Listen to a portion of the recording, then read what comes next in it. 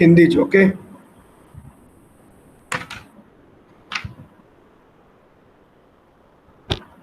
Okay तो start कर दें अब। Okay so now our next chapter is magnetism and matter. देखो बच्चे, मैग्नेटिज्म दो तरह से आती है। मैग्नेटिज्म मतलब जो भी हम आजकल मैग्नेट्स नहीं यूज करते, अभी तक हमने यूज किए हैं, तो मैग्नेटिक फील्ड से हम प्ले किए हैं, ठीक है ना। तो ये जो मैग्नेटिक फील्ड है ये कुछ तरह की फोर्सेस को जनरेट करता है, और ये दो तरीके में जनरेट होती है। एक जो हमारे पास मैग्नेट होती है, जो बचपन में हम जिस मैग्नेट के साथ खेला करते थे वो वाली मैग्नेट, और एक होता है वो मैग्नेटिक फील्ड जो करंट से पैदा होता है। जहां पर भी वायर होती है, हमारी दीवारों में वायर्स होती हैं, वहां से एक मैग्नेटिक फील्ड पैदा होता है when current flows through the wire. So that is called the magnetic effect of current. So that will be our next chapter. But in this chapter, we are going to study the magnetism and matter, means the magnetic effect of matter or the material. Okay, so that will be the subject matter of this. So to start with, सबसे पहले there is अब magnetism की starting कैसे होती है, ठीक है। तो मैग्नेटिज्म की स्टार्टिंग होती है हमारे उस पुराने ज़माने से, जब हम डायरेक्शन को फाइंड करना चाहते थे, and there was a stone, that stone is known as lodestone. Lodestone, spelling check कर लेने दो, मुझे लग रहा था गलत है, गलत ही लोड स्टोन, ठीक है। तो ये हमारे पास एक ऐसा स्टोन था जिसको शिप वाले यूज करते थे। शिप वाले क्या करते थे, अपने पास वो स्टोन को टांग देते थे, and we all are aware of the directive properties of the magnet. तो मैग्नेट क्या करता था, वो नॉर्थ डायरेक्शन में पॉइंट करता था। तो in that way they came to know कि भाई what is the direction in which they are going, तो उनको ये चीज पता चल जाती थी। तो that is called lodestone, और लोड स्टोन को हम बोलते हैं the stone that leads, okay, leading stone, leading stone. तो इसकी एक डायरेक्टिव प्रॉपर्टी, तो यहां से शुरू होती है मैग्नेटिज्म, कि ये मैग्नेटिज्म जो है ये ऐसी क्यों है, इसमें क्या क्या चीजें होती हैं, हम वो स्टडी करेंगे। तो मैग्नेटिज्म की अगर हम बात करते हैं तो सबसे पहले हमारे पास बात आती है आयरन ओर की। तो who created the first magnet of the world? It was not man, it was God obviously. भगवान ने क्या किया, कुछ ओर्स दिए, हमारे जमीन के अंदर कुछ ओर थे जो कि आयरन ओर है, Fe3O4। तो इसके पास कुछ एक मैग्नेटिक प्रॉपर्टी होती है। एग्जाम्पल के तौर पे मैं आपको बता सकता हूँ लेह लद्दाख। तो इंडिया में लेह लद्दाख में एक माउंटेन है जिसको हम बोलते हैं मैग्नेटिक हिल। हाँ जी सर। पता है इसके बारे में? हाँ जी सर। मैग्नेटिक हिल, तो ये हिल की क्या प्रॉपर्टी है कि ये मैग्नेट का बना हुआ है। और यहाँ पर अगर कोई भी इसके पास कार आकर खड़ी कर दी गई, तो this hill will attract the car, और कार को अगर आप स्विच ऑफ भी कर दो, even that the car will start moving towards the hill. Obviously गाड़ी न्यूट्रल गियर में होनी चाहिए, ठीक है ना। तो ये पहाड़ के ऊपर अपने आप ही राइड कर जाएगी। तो ये एक प्रॉपर्टी है जो कि मतलब अट्रैक्टिव प्रॉपर्टी, और इसने बहुत सारे लोगों को अट्रैक्ट किया अपनी तरफ कि भाई व्हाट इज हैपनिंग। तो यहां से हमें पता चला कि देयर आर सम मटेरियल्स, ठीक है, which inhibit, which exhibit, not inhibit, which exhibit the magnetic property, and there are some materials जैसे कि car which are called the magnetic materials, जो कि मैग्नेटिक फील्ड को रिस्पॉन्ड करते हैं। जहां पर मैग्नेटिक फील्ड है वहां पर। अब दूसरी चीज यहाँ पर मैं आपको बताने के लायक है, जो मैं आपको बताऊंगा, फील्ड। जब मैं बोलता हूँ फील्ड तो उसका क्या मतलब है, तो ये मैंने इलेक्ट्रोस्टैटिक फील्ड के बारे में जब हम पढ़ते हैं तब भी हम यही बात करते हैं, ग्रेविटेशनल फील्ड के बारे में बात करते हैं तब भी हम यही बात करते हैं। तो यहाँ पर मैं एक बार आपको दोबारा से बताता हूँ। देखो, मान लो कि एक रस्सी है, वो एक बंदा है, वो इधर को खींच रहा है और दूसरा बंदा इधर को खींच रहा है। This person is applying force in these two directions, okay, और ये रस्सी को खींच रहे हैं। तो यहाँ पर एक तीसरा बंदा बैठा है और तीसरा बंदा देख रहा है और उन दोनों को। तो I ask you the question, कि what is the force that is being applied on the third person, इस थर्ड पर्सन के ऊपर कितनी फोर्स लगती है। तो आप कहोगे कि सर इसके ऊपर तो कोई फोर्स नहीं लग रही, इस बंदे के ऊपर फोर्स लग रही है, इस बंदे के ऊपर फोर्स लग रही है, but the third person does not experience any force. So this kind of force is not field. ठीक है, हम इसको फील्ड नहीं कहते।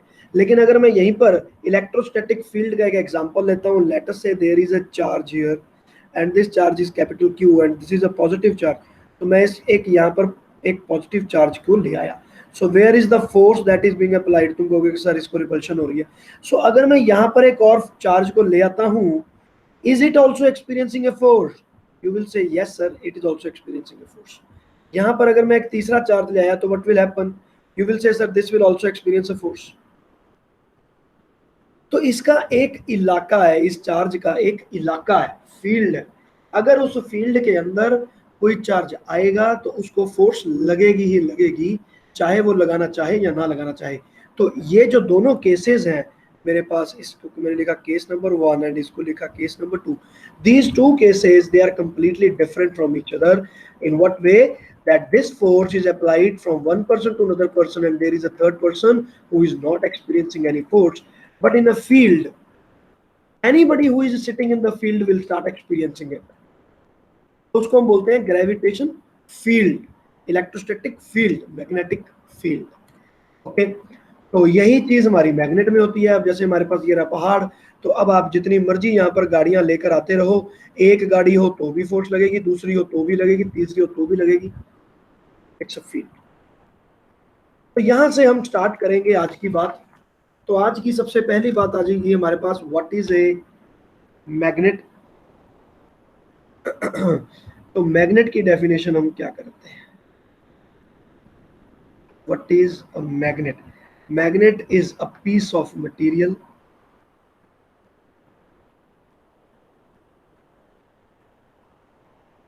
that has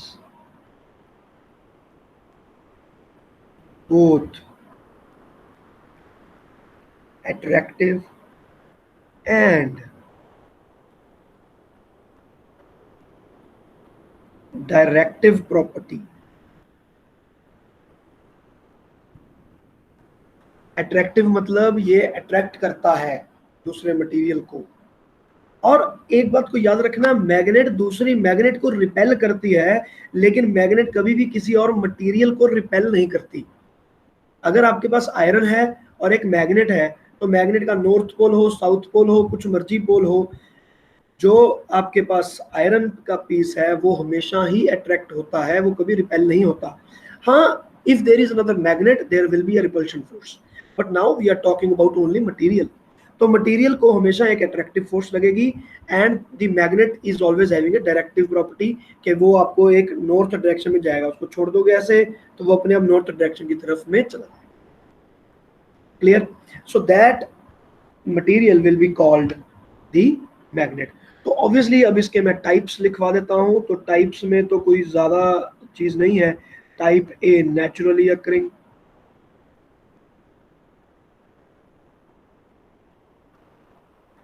और टाइप बी आपका लिख सकते हो आर्टिफिशियल। तो इसमें तो कोई बहुत बड़ी बात नहीं है, अब ये तो हम पढ़ चुके हैं। तो this is Fe3O4 which is the iron ore, and the iron ore does has magnetic properties. और आर्टिफिशियल मैग्नेट जो है वो क्रिएट होती हैं, वो बनाई जाती हैं। और आर्टिफिशियल मैग्नेट कैसे बनाई जाती हैं ये हम पढ़ेंगे हमारे थर्ड लेक्चर में, इस चैप्टर के थर्ड लेक्चर में, magnetic materials. At that time we will study it in detail. चलिए, तो अब इसके आगे चलते हैं। Now we will study something about bar magnet. तो हमने एक मैग्नेट का टाइप देखते हैं, it's will be bar magnet. तो इसमें सबसे पहले मेरे पास आएगा magnetic poles. What are magnetic poles?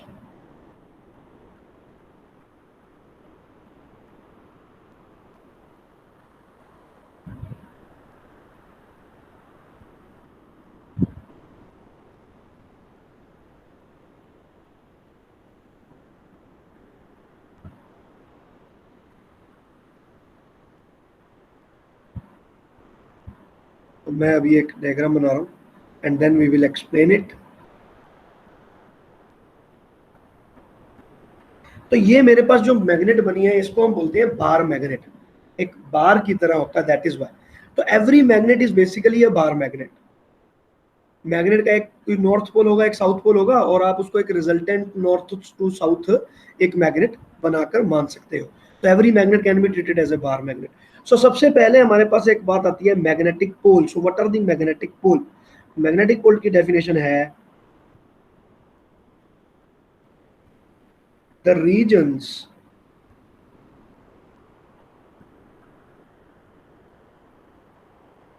with higher concentration, regions with higher concentration of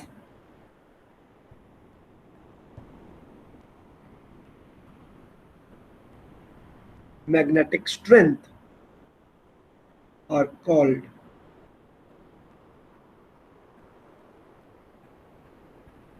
magnetic pole.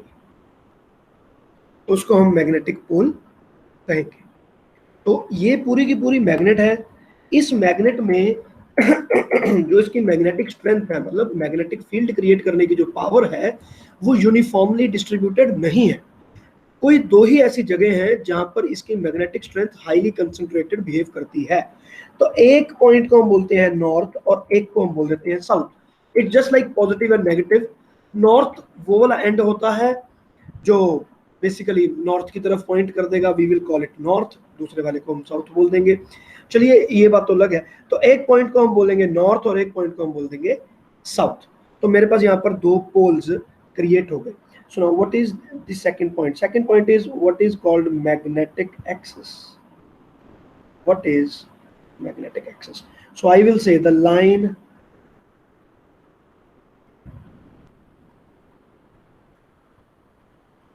passing through both of the poles is called magnetic axis.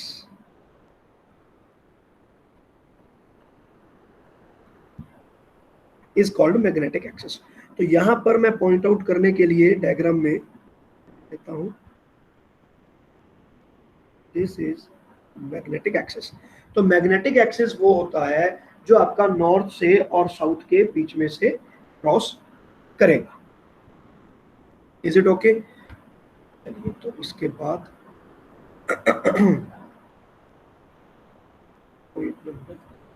Just wait a minute, थोड़ा disturbance हो रहा है।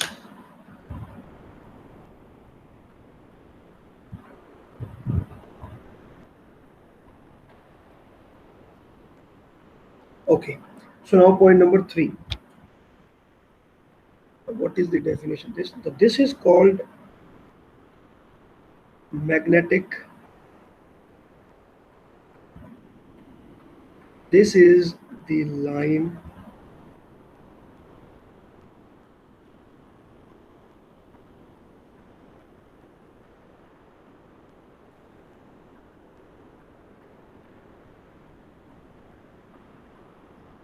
passing through the center of magnet and is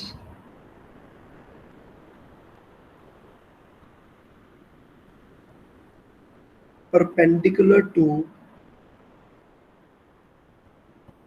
magnetic axis and is perpendicular to magnetic axis. तो इस line को हम क्या बोलेंगे? Magnetic equator. This is called magnetic equator. Now fourth,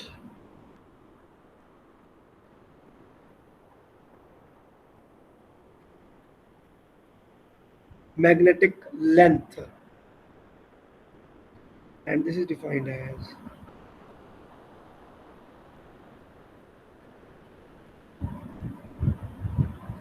the distance between two poles. The distance between two poles is magnetic length. और यहाँ पर point to be noted is it is always lesser than geometric length of magnet. तो magnet की जो geometric length है उससे हमेशा ही कम होगा, ऑब्वियसली हमेशा कम होगा। आप देख सकते हो जो मैग्नेटिक पोल है it is somewhere in between, inside of the magnet. तो मैं अगर यहाँ पर रखूं तो ये मेरे पास पोल्स बन सकते हैं कुछ इस प्रकार कि यहाँ पर मेरे पास एक पोल आ गया जिसको मैं साउथ पोल बोलता हूँ, यहाँ पर एक पोल है जिसको मैं नॉर्थ पोल बोलूंगा। But what about the geometric length? Geometric length तो आपकी यहाँ से शुरू होगी और यहाँ तक जाएगी, तो this is called geometric length.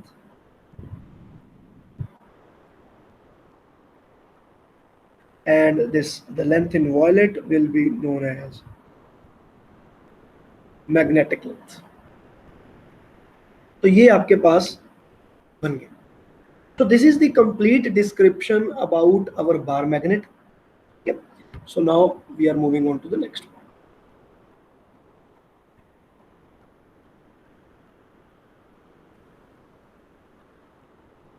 ठीक है, यहां तक हो गया।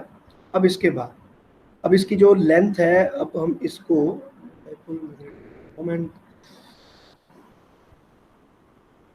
okay, so let us first of all do Coulomb's law।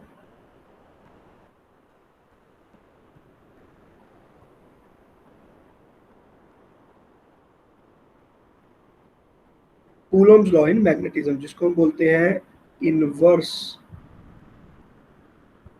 Inverse square law of magnetism. अब देखो बच्चों, कूलॉम्स लॉ हम कर चुके हैं इलेक्ट्रोस्टैटिक में। तो मैं आपको बता दूं मैग्नेटिक फील्ड और इलेक्ट्रिक फील्ड में बहुत ज्यादा सिमिलैरिटी है। तो you can always relate these two chapters just like जैसे हमने 11th में पढ़ा था।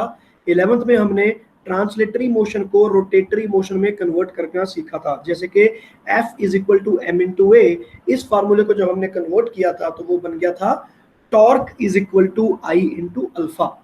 तो मैंने आपको बिल्कुल कंप्लीट एक टेबल बनाकर दिखाया था जिसमें ट्रांसलेशन मोशन को रोटेशन मोशन में हमने कन्वर्ट किया था। Similarly we can create as many tables as we want when we compare electrostatic field and the magnetic field. तो हम इसको बाद में मैं टेबल भी आपको बनाकर दिखाऊंगा। तो जैसे कूलॉम्स लॉ है, तो मैं यहाँ पर वॉयलेट कलर में पहले तो कूलॉम्स लॉ लिखने वाला हूँ। The force between two charges is given by K into Q divided by R square, or I can write it as Q1 Q2, that will be better। तो इसको मैंने लिख दिया Q1 Q2 divided by R square। So this is the total force that would be acting between two charges Q1 and Q2 which are placed at distance R। और यहाँ पर K की value जो है इसमें भी एक रिलेशन है, ये K की वैल्यू होती है।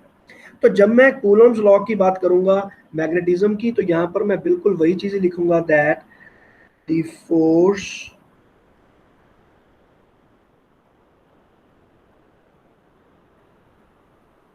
acting between two monopoles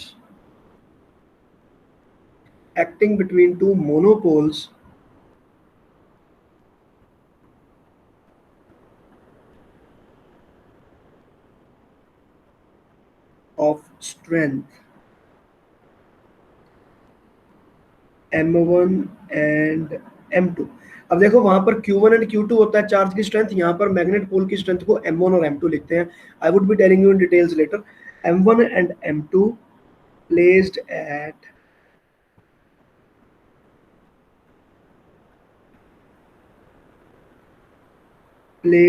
at R distance apart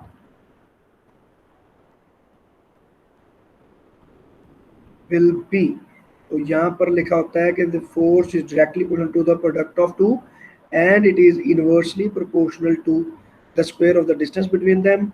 So the F is given by a constant K M1 M2 by R square। Now where this K is basically a constant and now this is given by mu naught by 4 pi। बच्चे इसको mu बोलते हैं, mu naught. जैसे electrostatic में epsilon not वैसे ही mu naught. तो जब भी आपने इन दोनों को कंपेयर करना है एक दूसरे के साथ eight that time what you can do, हमारे पास 1/f(0) is always replaced by mu not. देखो अगर मैं इस इक्वेशन में 1/f(0) को म्यू नॉट से रिप्लेस कर दूं तो मेरे पास k की वैल्यू क्या बन जाएगी, म्यू नॉट बाय 4 पाई। बच्चे 2 minute, just a minute.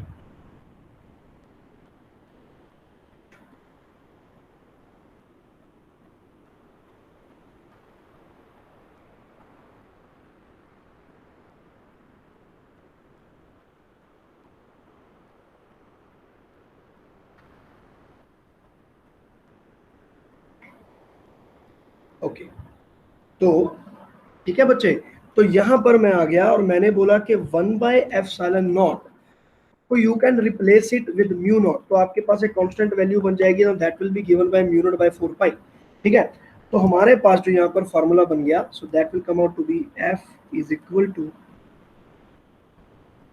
Mu naught by 4 pi m1 m2 by r square. So this will be the magnetic force. तो यहाँ पर एज ए क्वेश्चन मैं यहाँ पर लिखना चाहूंगा कि हमने मोनोपोल लिख दिया है, but note that monopoles do not exist। तो मोनोपोल एग्जिस्ट नहीं करते। मोनोपोल ये हमने सिर्फ इमेजिन किया है कि मान लो मेरे पास दो मैग्नेट्स पड़ी हैं, तो इसका हम डायग्राम बनाएंगे, तो डायग्राम कैसे बनेगा, ऐसा, एक ये होगी मैग्नेट, एक ये होगी मैग्नेट, दीज आर मोनोपोल्स। तो मान लो मैंने इसको नॉर्थ मान लिया, इसको भी नॉर्थ मान लिया, तो जैसे प्लस क्यू मानते हैं हम, तो यहाँ पर नॉर्थ मानते हैं, तो नॉर्थ को आप क्या करोगे, plus M plus M. Now these two, they are placed at r distance apart। ठीक है, so what will be the force? Obviously there will be a force of repulsion north और north में। ठीक है, तो ये जो आपके पास force of repulsion आ गया, what will be the magnitude of this? This will be the magnitude of this। ठीक है, जबकि monopoles they do not exist, मैं ये इमेजिन करके चलूंगा कि there are monopoles that are existing. ठीक है, तो मोनोपोल को कंसीडर करके मैं फोर्स फाइंड कर लूंगा। तो these are two bar magnets which are placed at distance r। तो मैंने देख लिया कि इन दोनों में मेरे पास कितनी फोर्स लग रही है। बच्चे कोई डाउट है तो बताओ। And this as a value of 10⁻⁻⁷ mu naught 10⁻⁻⁷। ठीक है बच्चे, and its units are tesla metre per ampere. तो ये कैसे यूनिट्स कैसे आते हैं, ये मैं आपको डिस्क्राइब करूंगा बाद में डिटेल में। तो अभी तक हमने किया ये। सो नाउ अब ये कूलम्स लॉ हमने कर लिया, बिल्कुल इलेक्ट्रोस्टैटिक की तरह। वी हैव डिफाइंड फोर्स, ये वाली फोर्स भी, force is always a vector, superposition principle यहाँ पर भी अप्लाई होगा, etcetera etcetera. But these kind of questions will not be coming, और ये आपके इसमें सिलेबस में ऐड भी नहीं किया गया, क्योंकि अगर इसमें से भी क्वेश्चन पूछना है तो इलेक्ट्रोस्टैटिक्स में ही पूछा जाएगा। तो let us move to the next point. What is that? That is magnetic field strength.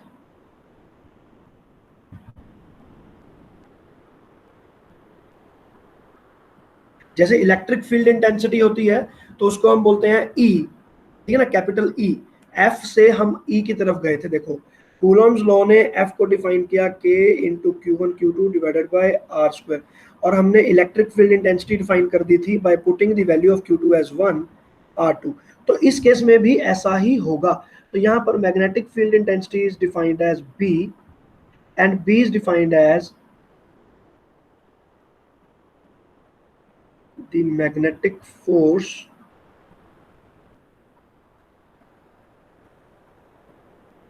experienced by, अब वहां पर यूनिट पॉजिटिव चार्ज बोलते थे, तो यहां पर हम बोलेंगे unit north pole, by a unit north pole, bracket में लिख लेना मोनोपोल, जो कि हमने इमेजिन किया हुआ है। तो ये एक मोनोपोल पर जो भी आपके पास फोर्स लगेगी, ठीक है ना, that is defined as B, the magnetic field intensity. So B will be defined as the force, तो फोर्स के लिए क्या लगेंगे, mu naught by 4 pi multiply by m1 by r square, where m2 is सब +1। तो मेरे पास एक magnetic field आ गया। तो मैग्नेटिक फील्ड को भी मैं यहाँ पर डिफाइन कर सकता हूँ बिल्कुल इलेक्ट्रिक फील्ड की तरह, कि ये हमने क्यों किया, बिकॉज हम मैग्नेटिक फील्ड को स्टडी करने के लिए we want to create something with which we can imagine them. तो there are two ways in which we can do that, magnetic potential जैसे कि इलेक्ट्रोस्टैटिक पोटेंशियल, उसी प्रकार मैग्नेटिक फील्ड इंटेंसिटी जैसे कि electric field intensity, but we are not going into details.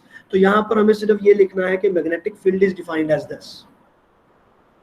Okay, तो ये हो गया m आपके पास pole strength, where m is pole strength.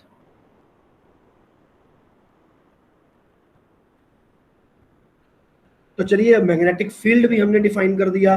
तो सिमिलरली हम यहां पर डिफाइन कर सकते हैं magnetic field lines.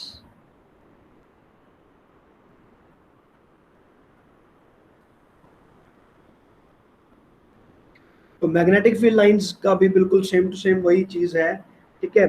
So they can be defined as the lines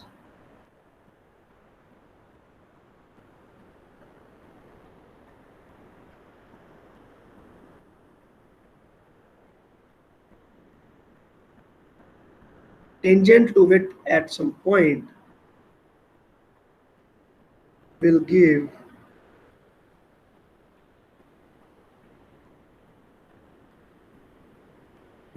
the direction of magnetic field at that point.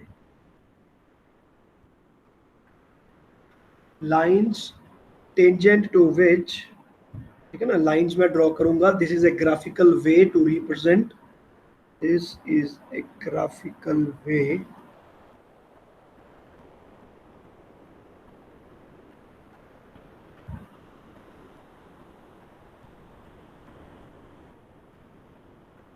Magnetic field है हमारे तरफ चारों तरफ, लेकिन दिख नहीं रहा।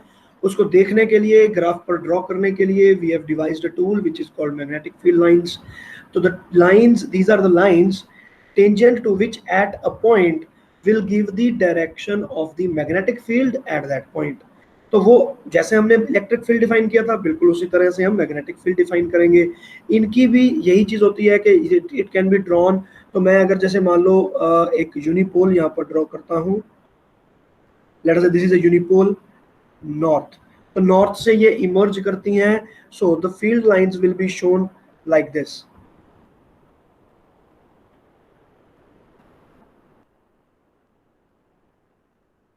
Field lines will be shown like this. तो ये लाइंस हो गई, इधर से हमारे पास ये लाइन हो गई, ठीक है। So this way we can show the magnetic fields.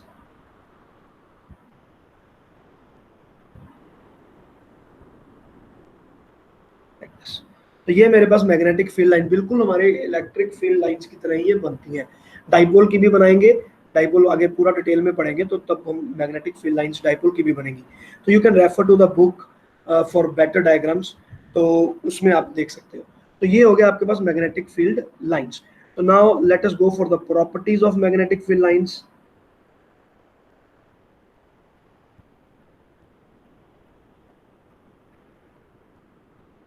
Properties of field line. So the first property that will be that these lines, yeah, they are continuous lines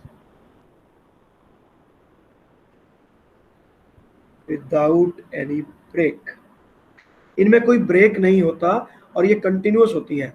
this is the one of the difference between the electric field line and magnetic field lines, because electric field line तो break होती है, ठीक है ना। Electric field lines का क्या होता है, वो पॉजिटिव चार्ज से स्टार्ट होती हैं और नेगेटिव चार्ज पर खत्म होती हैं, लेकिन यहाँ पर हमारे पास ऐसा नहीं होता। नॉर्थ से वो स्टार्ट तो होंगी, इमर्ज करेंगी बाहर, और फिर वो साउथ के अंदर एंटर करेंगी, और एंटर करने के बाद within the magnet they will travel from south to north. तो मैं वो सारा कुछ यहाँ पे लिख रहा हूँ, outside the magnet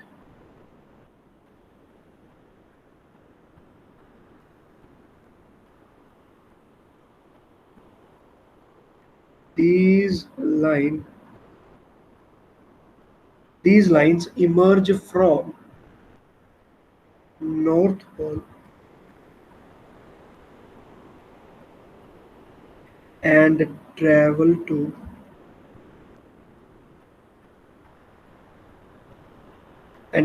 the south pole. The lines enter south pole of magnet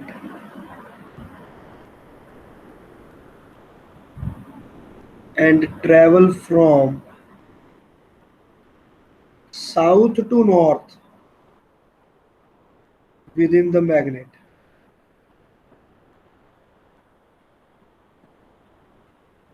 Hence, they never break. They are continuous. तो ये बिल्कुल कंटिन्यूअस होते हैं, ये कभी ब्रेक नहीं होते. तो अगर मैं डाइपोल की यहाँ पर डायग्राम बनाऊंगा तो it will be summer like this.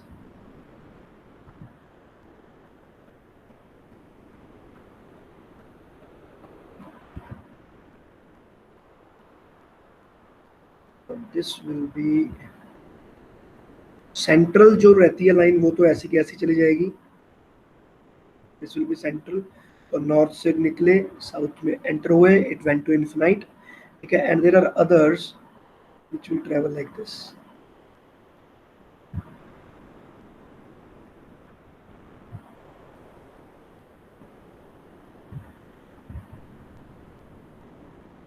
Now this is a continuous line. ठीक है ना, मेरी थोड़ा ड्राइंग में गड़बड़ हो गई है तो दैट्स अ सेपरेट केस.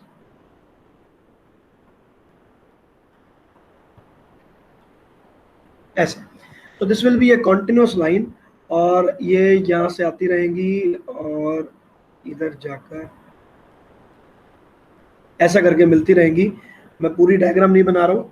ठीक है, so and they will all emerge from north. यहाँ से they will emerge from north and they all will enter south like this. तो आप देख सकते हो नॉर्थ से सारी की सारी magnetic lines they are emerging and they are entering into the south pole. और साउथ पोल से एंटर करके अगर मैं विद इन दी मैग्नेट की बात करूं तो they are travelling from south to north. Out of the magnet they are travelling from north to south. They are travelling from north to south. तो this is what is happening with the magnet. तो ये पहला point हो गया आपका field line का. Number 2,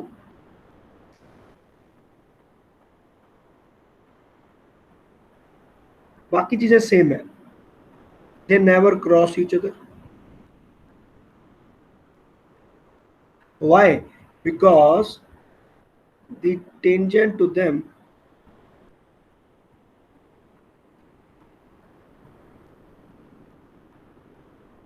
gives the direction of magnetic field. बिल्कुल पुराने वाली डेफिनेशन ही है कि भाई ये दोनों एक दूसरे क्रॉस नहीं कर सकते because at that point there will be two tangents और दो टेंजेंट है तो दो डायरेक्शन हो जाएंगी मैग्नेटिक फील्ड की which is not possible. So the field lines will never cross each other. They will never touch each other. Okay, so these are continuous lines and they will never cut each other. What else? Wait a minute. Let me see.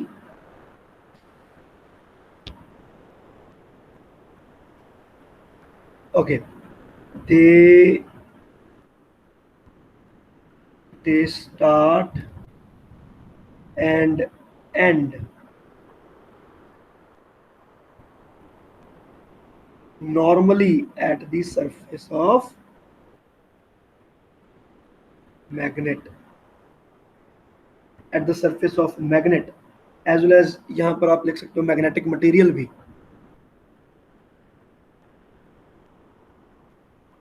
और magnetic material पर भी जैसे उसमें conductor था यहाँ पर magnetic material हो गया. Now point number 4. Now relative closeness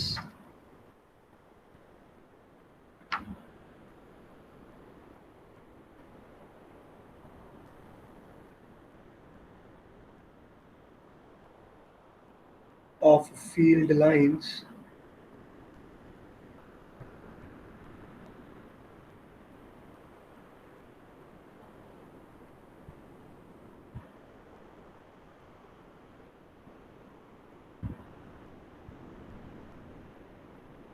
ठीक है। तो जहां पर इलेक्ट्रोस्टैटिक फील्ड की तरह ही जहां पर इनकी डेंसिटी ज्यादा होती है वहां पर मैग्नेटिक फील्ड ज्यादा होगा, और जहां पर डेंसिटी कम होगी वहां पर मैग्नेटिक फील्ड की डेंसिटी, वहां पर उनकी डेंसिटी कम हो जाएगी। ठीक है, तो ये हो गए आपके सारे के सारी चीजें। तो magnetic field line of forces के बारे में it's nothing new for us. So now we are moving further. Now we are going to another thing which is dipole.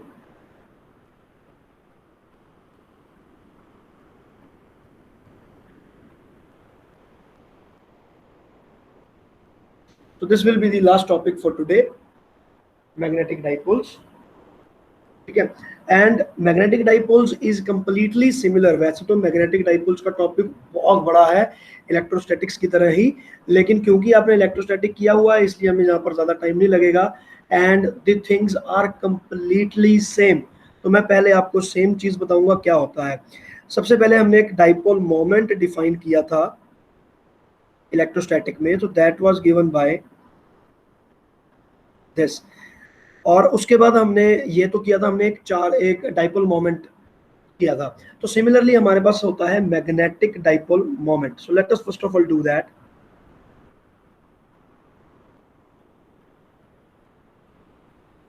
Magnetic dipole moment. तो magnetic dipole moment is defined as mathematically m vector is equal to जो उनकी pole strength होगी into the distance between them. So now this is typically about the bar magnet. तो आपकी जो bar magnet है आप देख सकते हो कि वो कैसी बनेगी। ये रहा मेरा नॉर्थ पोल, ये रहा मेरा south pole, and let us say the distance between them is given by 2a, and magnetic dipole moment will be given by this, where m is the strength of this। South को minus M भी लिखा जाता है, अगर आप नहीं लिखोगे तो भी कोई गलती नहीं मानी जाती। अगर लिखना है तो लिख दो, नहीं लिखना तो ना लिखो, वन द सेम थिंग। और ये आपके पास डाइपोल मोमेंट बन गया, और इसकी डायरेक्शन क्या हो जाएगी, फ्रॉम साउथ टू,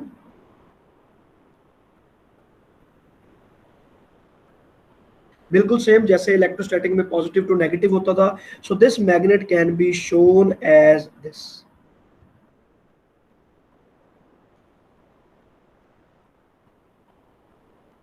ये ऐसा शो किया जा सकता है, ठीक है। और ये बन गया, और इसमें आप लिख लोगे कि m vector is equal to m into two vector. तो this dipole can be shown in this वे।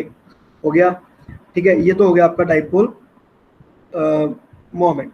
तो बिल्कुल हमारे पास यहाँ पर मैं कंपैरिजन कर रहा था इलेक्ट्रोस्टैटिक के साथ में, तो यहाँ पर आ जाएगा m vector is equal to completely same। So now B part. B part is magnetic field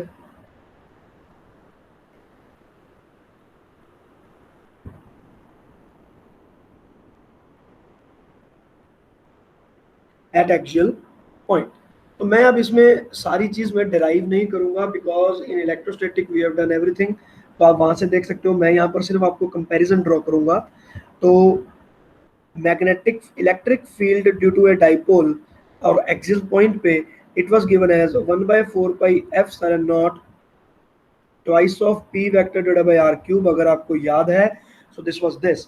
तो सिमिलरली अगर मैं मैग्नेटिक फील्ड की बात करूंगा तो here you can say that magnetic field at axial point will be mu naught by 4 pi twice of m vector divided by r cube. Derivation is completely same।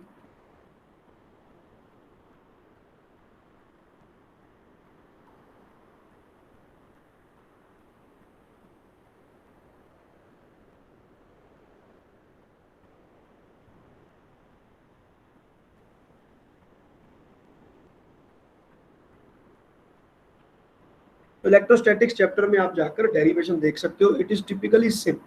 तो मैं अब सारे के सारे यहाँ पर फॉर्मूले लिख रहा हूँ। ये आ गया सी पॉइंट, तो यहाँ पर हम करेंगे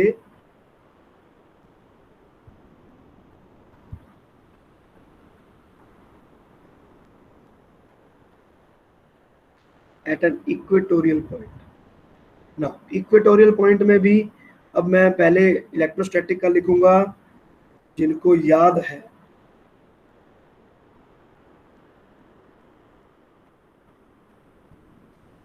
P vector by R cube. यहां पर आपके पास आएगा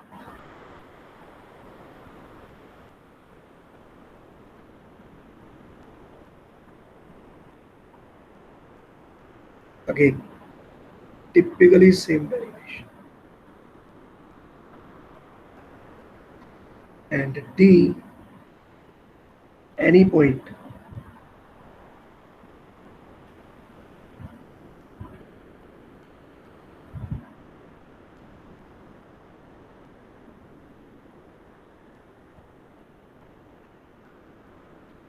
तो at any random point electric field जो होता है वो कैसे हम लिखते हैं, 1/4πε0 p vector into 1+3 cos square theta.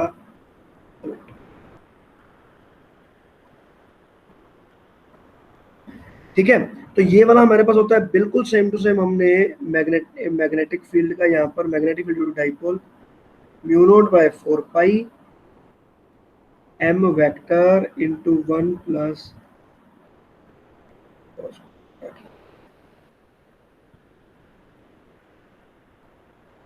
same derivation, same formula. So with this we have completed this dipole। और dipole में अभी आपके पास दो चीजें और बच गई हैं, टॉर्क और एनर्जी। मैं टाइम देख लेता हूँ पहले। Okay, so there is near about like 10 minutes, तो 5 मिनट ले लेते हैं। तो अब मैं इसमें थोड़ा सा इसको एक्सटेंड कर देते हैं, because it is typically same. इसको जितना खींचेंगे उससे टाइम ही वेस्ट होगा, इट्स टिपिकली सेम। तो इलेक्ट्रोस्टैटिक में इसके बाद क्या आता है, torque. torque on dipole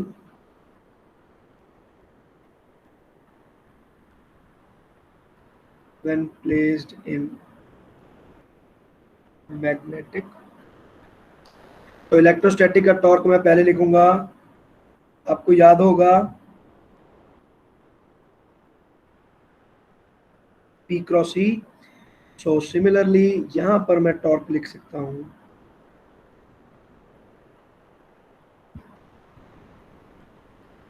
M cross B। Typical same चीज है, इसमें डेरिवेशन मैं कोई नहीं करवाऊंगा, सारे आपने खुद देखने हैं। F, the last thing is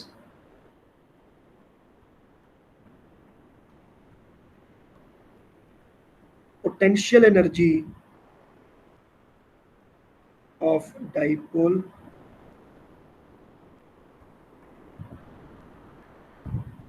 when rotated. Now that is given by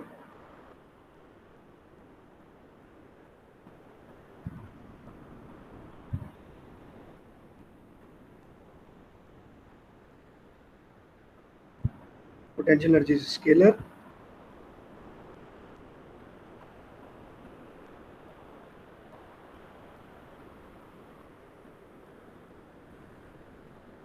तो टिपिकली सेम है, इसमें अब और कुछ नहीं करना।